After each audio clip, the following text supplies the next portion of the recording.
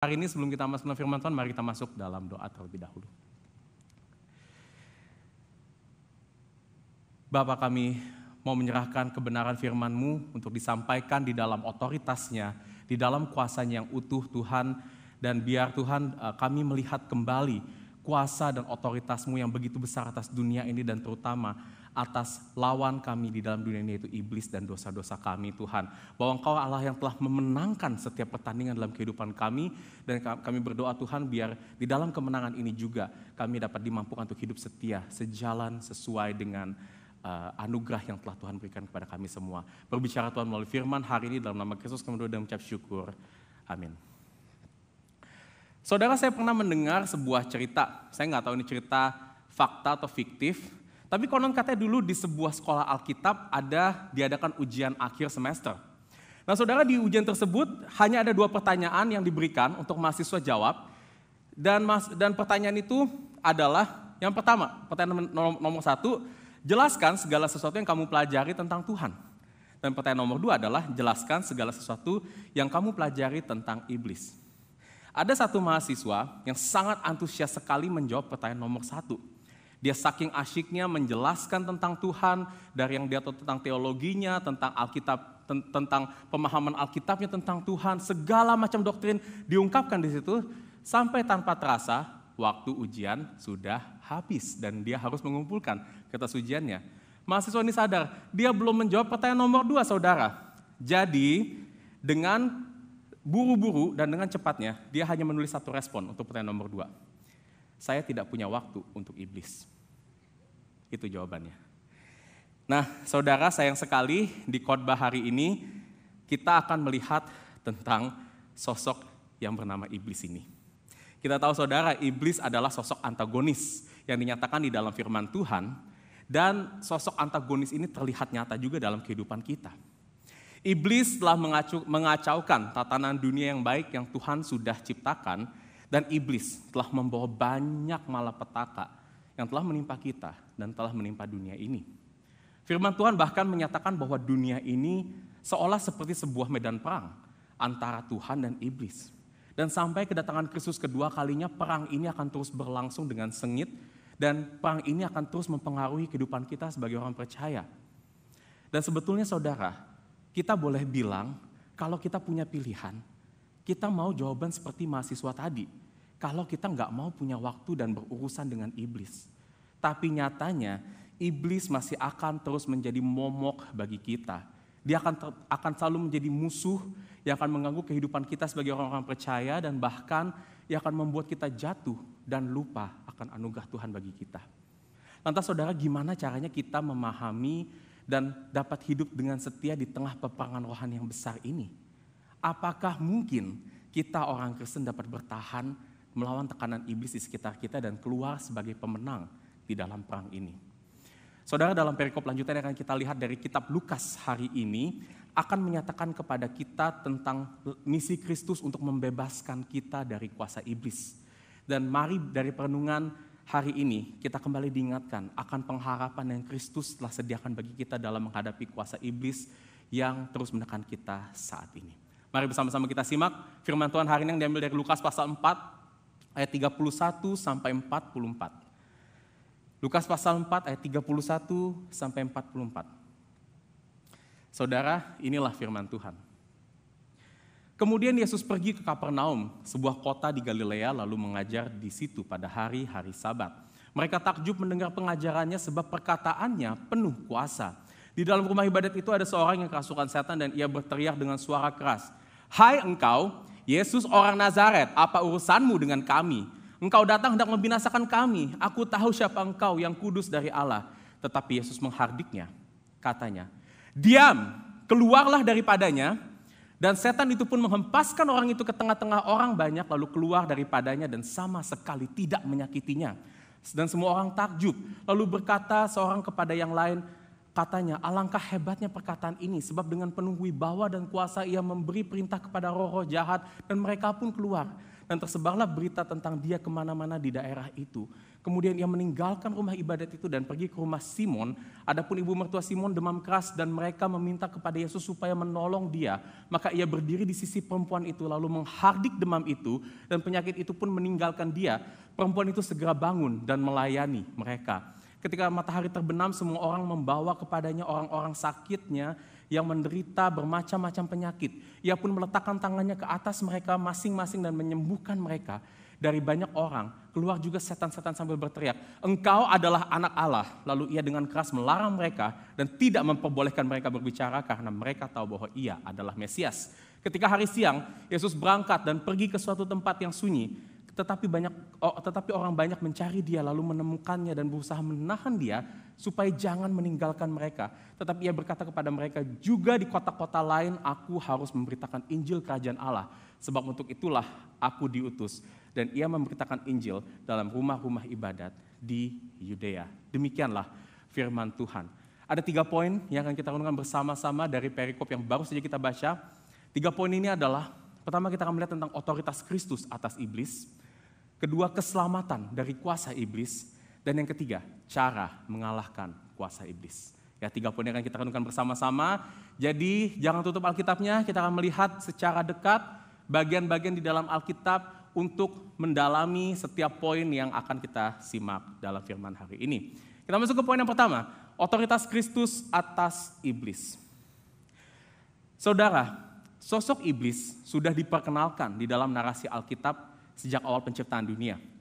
Kita pertama kali menemukan sosok ini kalau saudara buka di Kejadian 3. Iblis dinyatakan sebagai sosok ular yang menghampiri Adam dan Hawa. Dan di dalam kecerdikan dan tipu muslihat yang luar biasa, iblis berhasil menggoda dan memperdaya Adam dan Hawa supaya jatuh ke dalam dosa. Sejak saat itu, iblis seolah memiliki kuasa atas dunia ini. Di mana kita melihat manusia semakin bertambah berdosa, dosanya semakin parah, manusia semakin jahat dan mementingkan dirinya sendiri.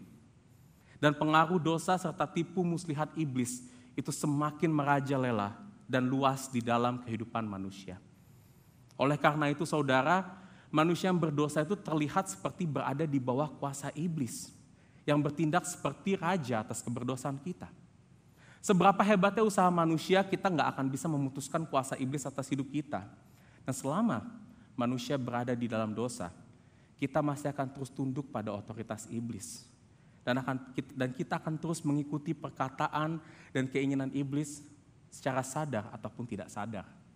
Dan inilah realita yang terjadi di dalam dunia ini. Dunia ini seolah sudah dikuasai oleh iblis.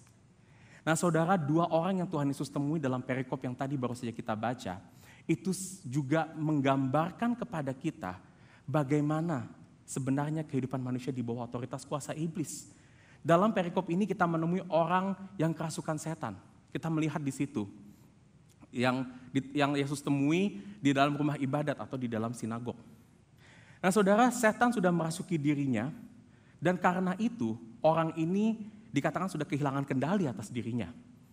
Perkataannya, tindakannya itu sudah dikontrol sepenuhnya oleh iblis.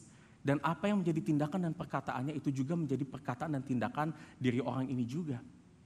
Saudara, saya percaya saat ini memang iblis setan masih dapat menguasai merasuki jiwa manusia secara langsung seperti yang terjadi di dalam perikop ini. Dan mungkin saya percaya juga di sini mungkin belum ada yang pernah mengalami apa yang terjadi seperti yang dikisahkan di kitab Lukas ini.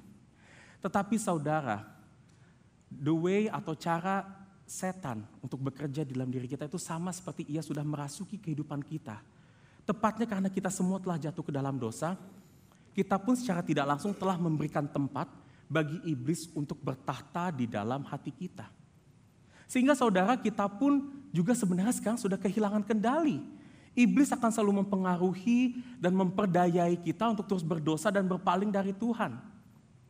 Pernah nggak saudara mengalami kita melakukan satu tindakan dosa, mungkin kita pernah berbohong tanpa kita rencanakan, kita pernah menyakiti orang lain melalui satu tindakan yang kita tidak maksudkan untuk menyakiti dia, atau mungkin yang paling sering saudara kalau kita mungkin lagi ngelamun, kita lagi nggak ada kerjaan, kita lagi mau santai-santai aja beristirahat. Tiba-tiba ada pikiran buruk, ada perasaan yang gak benar muncul di dalam hati kita. Saudara, hal-hal itu bisa terjadi dalam hidup kita karena iblis sebenarnya sudah menguasai hati kita. Kita telah jatuh ke dalam dosa, dan meskipun kita gak mau berdosa, tetapi hati, tindakan, pikiran kita sudah terasuki, sudah terkuasai oleh dosa itu, sehingga mau tidak mau kita jatuh ke dalamnya. Dan inilah skema atau perbuatan yang iblis lakukan dalam kehidupan kita. Dan saudara, di bagian firman ini juga kita menjumpai ada satu sosok lagi, yaitu ibu mertua Simon, yang dikatakan di situ sedang demam keras. Nah saudara, Lukas, dia adalah seorang dokter, dan dia tahu pasti apa yang terjadi atau demam seperti apa yang telah menimpa ibu mertua Lukas ini. Yang pada saat itu dikatakan ini adalah demam yang sangat keras, demam yang sangat besar. Artinya ini adalah penyakit yang sudah sangat kronis. Apalagi saudara, di zaman itu belum ada ditemukan obat untuk mengobati demam seperti ini. Oleh karena itu ibu mertua Simon ini bisa dikatakan tidak dapat berbuat apa-apa pada saat itu karena sakitnya. Dan ia hanya menunggu kematian yang akan datang kepadanya. Nah saudara, kita tidak mengetahui bagaimana ibu mertua Simon ini dapat terkena sakit. Kita nggak tahu apakah ini adalah perbuatan langsung dari iblis kepadanya atau tidak. Tetapi saudara, sakit yang diderita ibu mertua Simon ini juga menggambarkan kondisi manusia yang berada di bawah kuasa iblis. Saat kita berada di dalam dosa saudara, kita berada di bawah pengaruh kuasa iblis, Tuhan memberitahu bahwa kondisi kita sebetulnya tidak baik-baik saja. Dosa yang kita lakukan itu adalah wujud dari kondisi hidup yang sebetulnya kita sedang dalam satu kesakitan yang kronis. Iblis yang bertahta di dalam hati kita akan selalu memastikan, make sure kalau kita akan terus berdosa. Dan dosa itu dilakukan lebih dan lebih parah lagi. Sampai akhirnya kita beroleh kematian. Sama seperti kondisi demam ibu mertua Simon, tidak ada obat saudara. Tidak ada vaksin yang dapat menyembuhkan atau menangkal kita dari keberdosaan kita. Apakah itu agama, filsafat dunia, perbuatan moral baik kita, ibadah kita, semuanya tidak akan cukup kuat untuk melawan dosa. Kuasa iblis itu terlalu kuat untuk kita lawan dengan kekuatan kita sebagai manusia. Sehingga kita yang berdosa itu akan terus selalu kalah dari iblis. Dan hidup kita sejatinya seperti yang terjadi kepada ibu mertua Simon ini. Di dalam dosa hanya menunggu kematian saja. Saudara, sampai sejauh ini kita melihat betapa besar, betapa kuatnya iblis menguasai kita, menguasai manusia di dalam keberdosaannya. Manusia bukan tandingan iblis yang sepadan, dan iblis sepertinya sudah memiliki kuasa yang mutlak atas dunia ini. Tetapi saudara, hal ini berubah saat iblis berhadapan dengan Tuhan Yesus di dalam perikop ini. Di dalam perikop ini, kita sudah melihat bagaimana iblis mempengaruhi, merasuki, merusak kehidupan manusia. Tetapi Lukas dengan tujuan utama kenapa dia menulis Injil ini, dia tetap konsisten, dia mau memfokuskan siapa itu Kristus. Kristus di sini digambarkan sebagai pribadi yang lebih besar, lebih kuat, dan lebih berkuasa daripada iblis. Dan Lukas di perikop ini menggambarkan kuasa Kristus yang besar dengan luar biasa dalam perikop ini saudara. Kita lihat kalau kita lihat ayat ke-32. Lukas mendeskripsikan bahwa perkataan Yesus adalah perkataan yang penuh kuasa. Yang di dalam bahasa aslinya, sebenarnya pernyataan ini tidak hanya berarti perkataan Yesus itu sangat kuat, tetapi perkataan Yesus itu adalah perkataan yang memiliki otoritas. Dan tidak ada saudara, tidak ada satu kuasa atau pribadi pun yang mampu melawan otoritas Kristus. Dan tidak ada yang mampu menggagalkan perkataan Tuhan Yesus. Menariknya saudara, otoritas Tuhan Yesus ini kalau kita lihat di dalam peristiwa ini juga berlaku pada iblis dan pengikut-pengikut iblis. Terlihat saudara pada saat Tuhan Yesus mengusir setan keluar dari tubuh orang yang dirasukinya. Kalau saudara perhatikan di situ kalimat yang dikatakan, yang Tuhan Yesus berikan, itu seperti kalimat perintah, diam, keluar dari tubuh orang ini. Di dalam bahasa asli ini seperti kalimat yang diberikan oleh seorang raja kepada hambanya. Di mana hamba itu harus menuruti apa yang diperintahkan oleh rajanya. Dan kalimat ini juga sama, memiliki kuasanya dan otoritasnya saat Tuhan Yesus menghardik demam dari ibu ibu mertua Simon. Kita bisa lihat kata yang sama dipakai. Tuhan Yesus menghardik setan, Tuhan Yesus juga menghardik demam di dalam tubuh ibu mertua Simon. Saudara, di sini kita melihat satu kebenaran, satu relasi yang unik antara Tuhan dan iblis. Di mana saudara, iblis betul akan selalu menjadi musuhnya Tuhan. Iblis selalu berusaha untuk merusak rencana Tuhan. Iblis selalu berusaha untuk menghasut anak-anak Tuhan untuk terus berdosa. Iblis selalu tidak taat kepada ketetapan Tuhan. Dan meskipun kita melihat iblis tahu siapa itu Tuhan. Dia berkata di situ, dia mengakui bahwa Tuhan itu adalah anak Allah. Dia mengakui bahwa Tuhan itu adalah yang kudus, dikatakan di perikop itu. Tetapi saudara, menariknya iblis tidak pernah di dalam pengetahuannya itu menyembah dan tunduk kepada Tuhan. Iblis sampai kapanpun akan selalu membenci dan menjadi seteru Tuhan. Akan tetapi saudara, kita melihat satu kebenaran yang penting di sini bahwa Tuhan memiliki otoritas yang penuh atas iblis. Iblis tidak akan dapat melawan perkataan Tuhan yang penuh otoritas dan kuasa, dan iblis juga tidak dapat berbuat apapun di luar otoritas Allah. Mungkin saudara muncul satu pertanyaan di sini. Apakah dengan demikian Tuhan bisa memakai iblis untuk menjalankan kehendaknya Tuhan? Jawabannya adalah iya.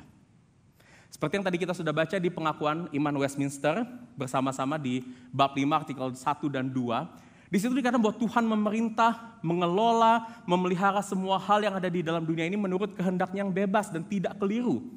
Yang ia lakukan dikatakan di situ melalui pihak atau penyebab sekunder. Dan penyebab sekunder ini saudara termasuk iblis dan kuasa-kuasanya. Tuhan berotoritas dan Tuhan memang berotoritas juga di atas iblis untuk menggenapi, menjalankan pemeliharaan dan kehendaknya atas dunia ini. Tetapi apakah dengan begitu Tuhan juga membuat manusia menjadi berdosa?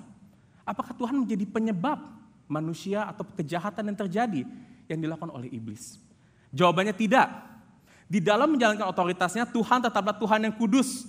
Tuhan tetap Tuhan yang tidak membuat manusia berdosa, atau ia juga tidak menggoda manusia untuk berdosa. Pekerjaan kejahatan, penggodaan yang iblis lakukan itu tetap adalah pekerjaan iblis, murni pekerjaan iblis untuk menggoda dan menjatuhkan manusia ke dalam dosa. Dan itu adalah perbuatan yang tidak kudus, tetap perbuatan yang tidak berkenan di mata Tuhan, dan tetap layak mendapatkan penghukuman dari Tuhan. Lantas saudara, di dalam konsep yang baru saja saya sampaikan ini, kita melihat ada sebuah paradoks di dalam otoritas Tuhan kepada iblis. Nah, bagaimana Tuhan menyatakan kehendak dan kemuliaan yang kudus melalui iblis yang tidak kudus? Memang ada banyak perdebatan tentang hal ini, terutama dalam kita melihat atau bagaimana kita menganalisa tentang hubungan antara Tuhan dan iblis itu secara logika. Banyak perdebatan, banyak teori, banyak teolog-teolog yang memiliki banyak pendapat, tetapi kita harus akui relasi ini tidak dapat kita mengerti secara tuntas dengan logika kita. Akan tetapi saudara, saya ingin menyatakan bahwa kebenaran bahwa Tuhan berotoritas atas iblis ini adalah satu ketenangan bagi anak-anak Tuhan. Tuhan menyatakan kebenaran ini kepada kita semuanya. Karena ia ingin memberitahu kepada kita semuanya saudara bahwa Tuhan tidak lepas tangan dari segala kuasa iblis dan kejahatan yang ada di dalam dunia ini. Tuhan tetap berotoritas atas kesusahan hidup yang kita alami. Tuhan tetap berotoritas atas sakit penyakit yang kita alami. Yang mungkin sudah sangat membebankan hidup kita saudara. Tuhan juga berotoritas atas kesulitan karir yang saudara hadapi. Apakah saudara mungkin terancam di PHK? Saudara saat ini lagi diperlakukan tidak adil oleh atasan saudara. Saudara mungkin sedang dapat kerjaan yang ini gak lazim, sepertinya saya emban. Tapi Tuhan berotoritas atas semua keadaan itu. Saudara, Tuhan berotoritas juga atas dosa-dosa yang kita lakukan. Dia berbeda seperti kita. Kita mungkin kaget. Kita nggak menduga kalau kita dapat jatuh ke dalam dosa-dosa. Kita nggak menduga kalau kita lagi diam-diam aja ternyata bisa berpikiran hal-hal yang buruk, bisa berperasaan hal yang jahat. Tuhan nggak kaget saudara dengan semua itu. Tuhan tahu dan Tuhan berotoritas di atasnya. Tangan Tuhan selalu ada di saat-saat iblis dan dosa menguasai kita. Meskipun dosa tetap tidaklah hal yang berkenan di mata Tuhan. Dan kita terus perlu bertobat dari dosa-dosa kita, saudara. Tetapi Tuhan di dalam otoritasnya, dia memakai dosa-dosa dan kuasa iblis untuk kebaikan dan kemuliaannya. Inilah satu kebenaran yang memang sulit untuk kita pahami secara logika, tapi ini adalah kebenaran yang saya rasa akan menjadi satu penghiburan, ketenangan, dan pengharapan bagi kita semua anak-anak Tuhan. Saudara, Tuhan Yesus datang bukan hanya untuk menunjukkan otoritasnya kepada kita saja, tapi otoritas Kristus ini dinyatakan agar kita juga dapat diselamatkan dari kuasa iblis. Kita masuk ke poin yang kedua, keselamatan dari kuasa iblis. Saudara, peristiwa yang terjadi di dalam perikop ini, pengusiran setan, mujizat kesembuhan, ini bisa dikatakan pertama kalinya di dalam kitab Lukas tercatat Tuhan Yesus melakukan mujizat. Dan saudara, setelah ini kita akan melihat banyak mujizat Tuhan Yesus lakukan di berbagai tempat.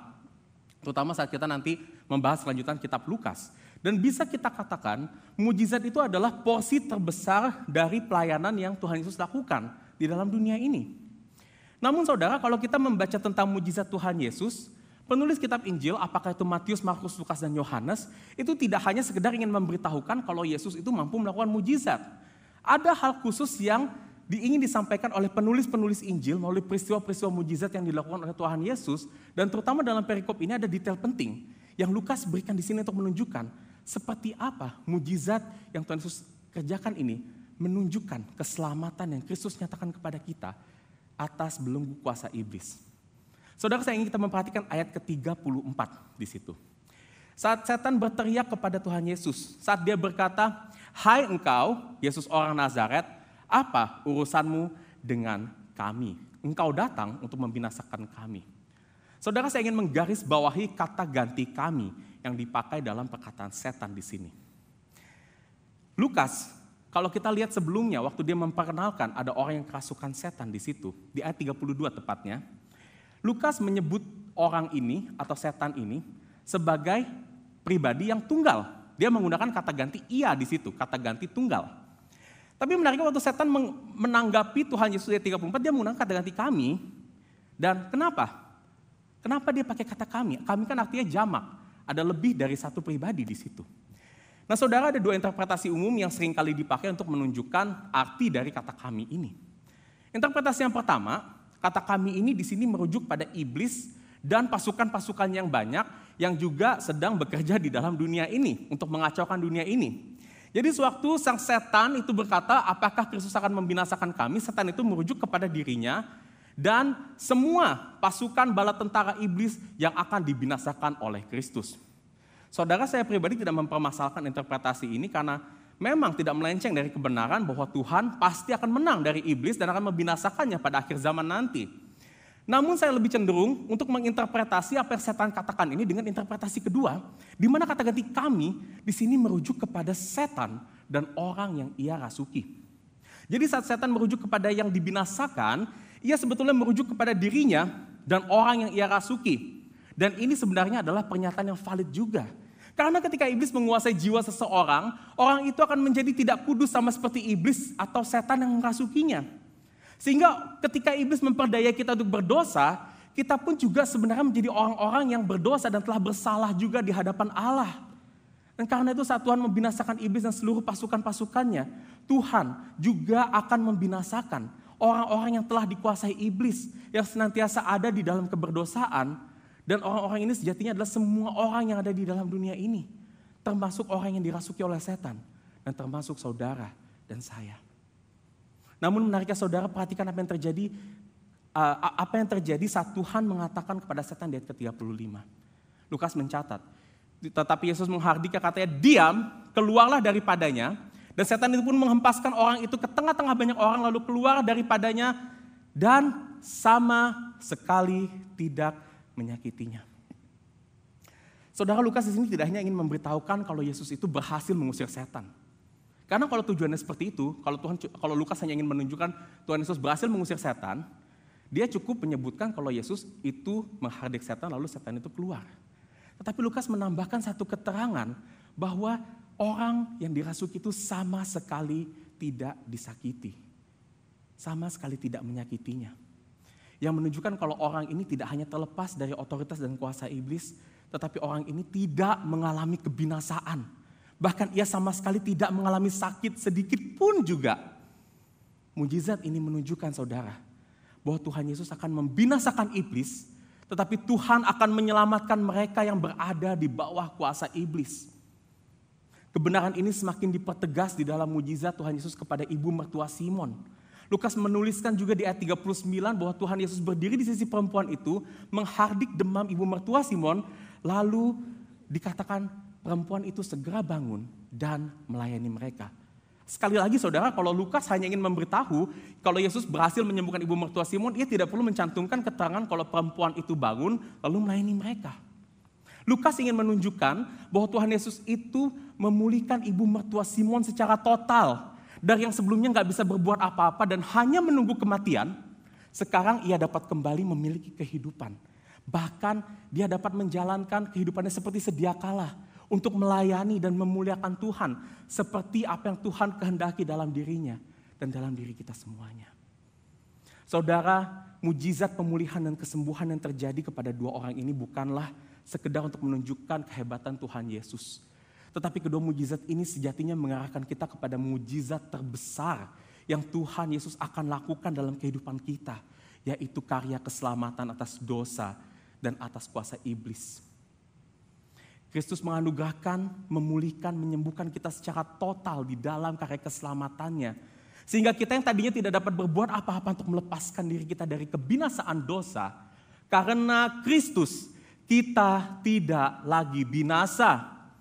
Bahkan kita tidak akan mengalami sakit sedikit pun karena dosa kita. Karena Tuhan Yesus, saudara, telah menanggung sakit kita. Ia telah menanggung sakit kita sampai ia dibinasakan oleh Allah di atas kayu salib, agar semua dosa-dosa kita dihapus dengan sempurna di dalam kebenaran dan kekudusan Tuhan Yesus. Dan karena Kristus telah mengampuni dosa-dosa kita, kini iblis tidak lagi memiliki kuasa atas hidup kita. Tuhan telah membebaskan kita dari jeratan kuasa iblis yang telah memborgol hati kita di dalam keberdosaan. Sehingga sekarang saudara, kita dapat memiliki kebebasan untuk melayani, untuk memuliakan Tuhan. Kita dapat melihat kita memiliki satu keinginan hati, kerinduan hati untuk melayani Tuhan. Kita memiliki sekarang kemampuan untuk hidup benar, hidup menurut perintah-perintah Tuhan. Kita memiliki kesadaran bahwa hidup ini tidak lagi tentang diri kita atau tentang dunia ini, tapi hidup kita saat ini adalah tentang kemuliaan Allah dan untuk kemuliaan Allah. Dan saudara, meskipun dosa masih ada di dalam hidup kita, namun dosa tidak akan dapat menyakiti kita lagi. Malah Kristus di dalam otoritasnya akan memakai dosa-dosa yang kita lakukan untuk memperlihatkan kita akan kasih karunia Kristus yang lebih besar dari dosa-dosa kita. Saudara, saya harap ketika kita mendengar berita Injil ini kembali, kita dipenuhi oleh rasa syukur yang sangat besar karena Kristus telah memenangkan hidup kita dari kuasa iblis. Kristus telah mengerjakannya secara total, Kristus telah mengerjakannya dengan tuntas, dan karena anugerah Kristus ini sajalah saudara, saat ini kita dapat kembali memuliakan dan melayani Kristus. Pertanyaannya, kita sudah menerima anugerah ini dengan selesai, dengan utuh. Bagaimana dengan orang-orang lain yang belum mengenal Kristus sekarang? Bagaimana dengan dunia ini? Kan mereka juga perlu diselamatkan dari kuasa iblis. Gimana caranya sekarang Tuhan Yesus menyelamatkan mereka dari kuasa iblis? Apakah kita perlu melihat mujizat-mujizat seperti yang Tuhan Yesus alami, yang Tuhan Yesus kerjakan di perikop ini? Kita masuk ke poin terakhir, poin ketiga. Cara mengalahkan kuasa iblis. Saudara, akhir dari cerita ini dikatakan kabar Tuhan Yesus mengusir setan dan menyembuhkan orang itu tersebar luas di kota tempat di mana hal ini terjadi, yaitu di kota Kapernaum. Sehingga pada saat itu banyak orang akhirnya membawa orang-orang sakit kepada Tuhan Yesus untuk disembuhkan. Tuhan Yesus juga akhirnya menyembuhkan banyak orang yang dibawa pada hari itu. Sampai pada waktunya dikatakan ia harus pergi. Akan tetapi waktu Tuhan Yesus mau pergi, orang-orang di kota Kapernaum itu menahan Tuhan Yesus agar dia tidak pergi dari sana. Karena mereka berpikir masih banyak orang sakit yang memerlukan mujizat kesembuhan dari Tuhan Yesus. Namun kalau kita lihat di ayat 43 dan 44, dua ayat terakhir dalam perikop kita. Tuhan Yesus katakan di situ, atau penulis Lukas katakan di situ, ia harus pergi. memberitakan Injil kerajaan Allah ke kota-kota lain. Saudara, menariknya di sini tidak dikatakan bahwa Tuhan Yesus harus pergi untuk melakukan mujizat di kota-kota lain, tetapi untuk mengabarkan Injil. Dan kalau kita lihat, saudara, perikop ini, cerita ini dari ayat 31 sampai ayat ke-44, itu diawali dan diakhiri oleh Tuhan Yesus yang mengajar dan memberitakan Injil. Lukas menulis peristiwa mujizat ini seperti sebuah sandwich yang dibungkus oleh perkabaran Injil. Dan ada maksud tertentu yang Lukas ingin sampaikan kepada kita dari cara penulisan yang ada di dalam perikop ini. Lukas ingin memberitahukan kepada kita, pembaca-pembaca dari kitab ini, kalau fokus utama dari pelayanan Tuhan Yesus itu adalah pemberitaan Injil dan bukan mujizat penyembuhan. Memang Tuhan Yesus, seperti yang saya bilang tadi, akan melakukan banyak mujizat di dalam pelayanannya. Tetapi mujizat-mujizat yang Tuhan Yesus lakukan, itu dimaksudkan sebagai tanda dan penunjuk kepada karya keselamatan yang dinyatakan di dalam pemberitaan Injil.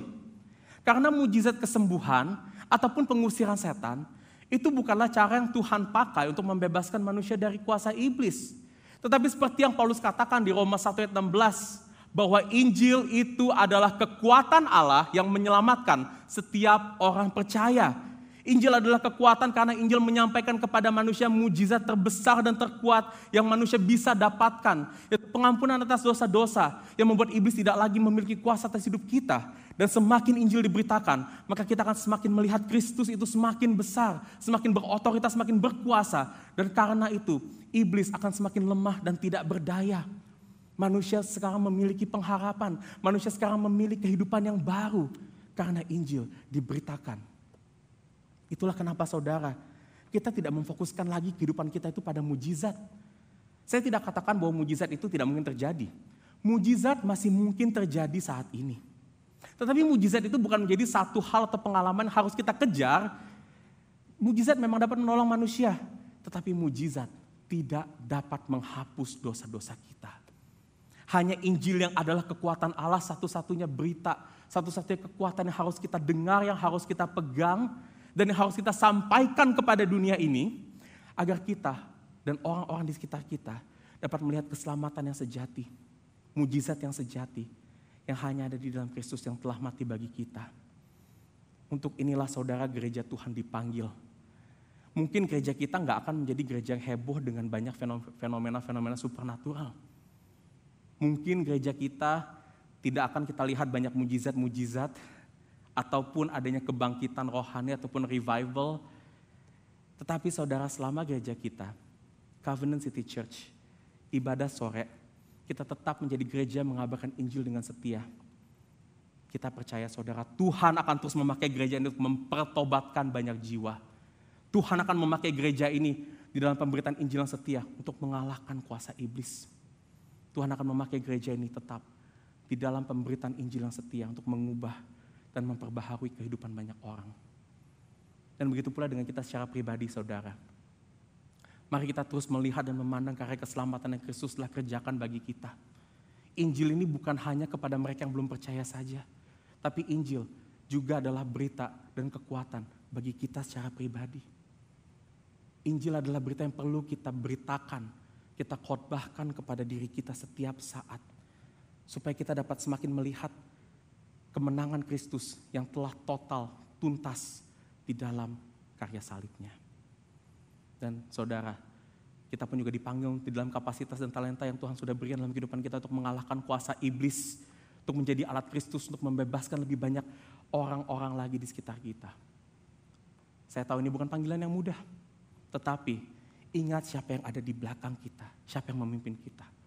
Tuhan Yesus, yang memiliki otoritas mutlak atas Injil, atas iblis, yang terlalu kuat dibandingkan iblis, dan yang telah mengalahkan iblis dengan kuat kuasanya di atas kayu salib. Mari kita berdoa.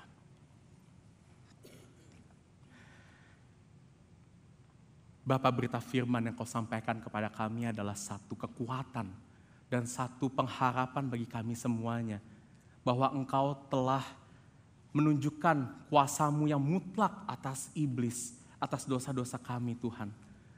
Dan Tuhan, kau pun juga di dalam otoritasmu telah membebaskan setiap kami dari kuasa iblis.